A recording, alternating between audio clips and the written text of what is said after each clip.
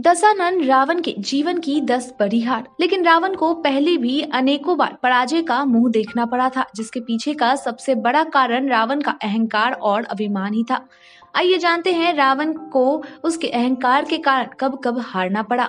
रावण ने भी सीता स्वयंवर में भाग लिया था। रावण को यह घमंड था कि उसके अलावा कोई भी भगवान शंकर के पिनाक धनुष को नहीं उठा सकता। लेकिन अथक प्रयास करने के बाद भी रावण से शिवजी का धनुष उठाना तो दूर जरा सा हिला भी नहीं था। लज्जित होकर रावण स्वयंवर से वापस चला गया था। खुद को बहुत बड़ा बलवान समझने के घमंड में आकर रावण वानर राज बाली से युद्ध करने पहुंचा था। उस वक्त बाली पूजा में लीन था। जब रावण ने बाली की पूजा में बाधा डालना शुरू किया तो बाली ने रावण को अपनी कांख में जकड़ लिया और चारों समुद्र की परिक्रमा करने के बाद सूर्य को अर्घ्य दिया। तब तक बाली ने रावण को कांख में ही जकड़े रखा। पूजा पूरी होने के बाद बाली ने रावण को छोड़ दिया और पूछा कि तुम्हारी क्या इच्छा है। रावण ने लज्जित होकर बाली से क्षमा मांगी और वापस लंका चलते बना। रावण शिवजी का बहुत बड़ा भक्त था और अहंकार में यह चाहता था कि भगवान शंकर लंका में ही निवास करे। लेकिन भगवान शिव ने लंका जाने से जब इनकार कर दिया तब वह घमंड में आकर कैलाश पर्वत सहित भगवान भोलेनाथ को उठाकर लंका ले जाना चाहा। ऐसा करने के लिए रावण ने जो ही कैलाश पर्वत को उखाड़ने के लिए जैसे ही पहाड़ के नीचे हाथ लगाया, शिवजी ने अपने पैर का अंगूठा जमीन पर टिका दिया। शिवजी के ऐसा करने से रावण का हाथ पर्वत से दब गया और रावण तड़पने लगा।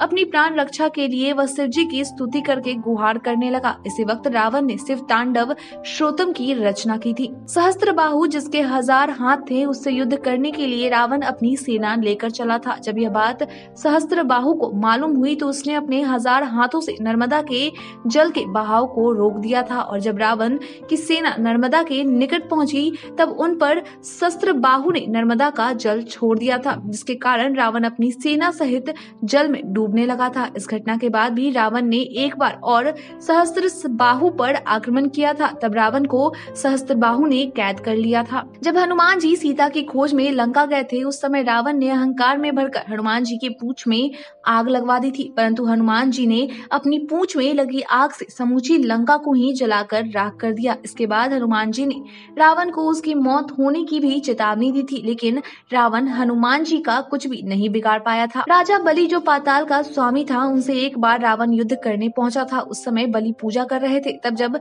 रावण ने बलि को युद्ध के लिए चुनौती दी थी, उसके महल में खेल रहे छोटे छोटे बच्चों ने ही नाटकीय ढंग से रावण को अस्तबल में बांध दिया था। बाली पुत्र अंगद को जब भगवान राम का दूत बनाकर रावण के दरबार में भेजा गया, तब उसने रावण को चेतावनी दी थी कि माता सीता को वापस श्री राम को लौटा दे।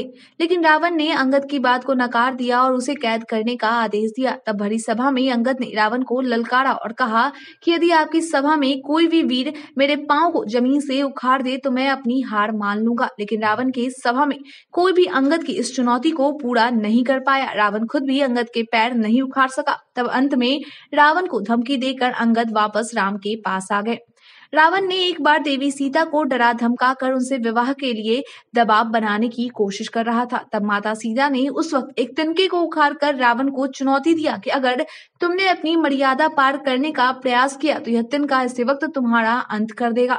सीता जी के इस वचन को सुनकर रावण डर के मारे तुरंत अपने महल में लौट गया। रावण ने लंका को अभेद्य बना रखा था। वह यह समझता था कि कोई भी समुद्र पार करके लंका में नहीं पहुंच सकता, परंतु भगवान राम ने सिर्फ 5 ही दिनों में सेतु पुल बनाकर वानरी सेना लेकर लंका में आ धमके थे और कुछ ही समय बाद रावण का वध करके उसके अभिमान और अहंकार को चकनाचूर कर दिया था। 10 सिर वाले रावण की इस 10 बड़ी पराजय की कथा सुनकर आप क्या कहेंगे? कमेंट करके जरूर बताएं। आज के लिए इतना ही। धन्यवाद।